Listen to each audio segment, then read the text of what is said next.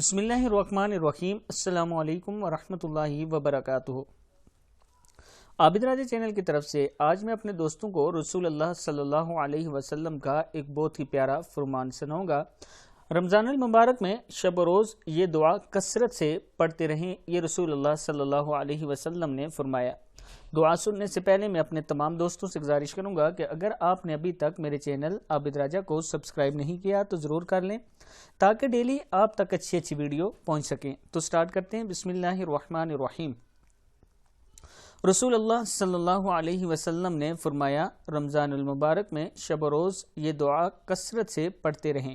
اشہد ان لا الہ الا اللہ استغفر اللہ اسألک الجنۃ واعوذ بک من النار۔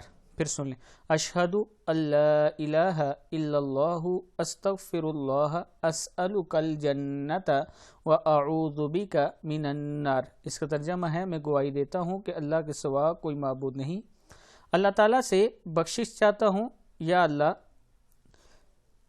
تجھ ہی سے جنت کا سوال کرتا ہوں اور جہنم سے پناہ چاہتا ہوں۔ صدق اللہ العظیم۔ اس دعا کو آپ نے خود بھی یاد کرنا ہے اور آگے اپنے دوستوں کے ساتھ اس کو ضرور شیئر کریں۔ السلام علیکم ورحمۃ اللہ وبرکاتہ۔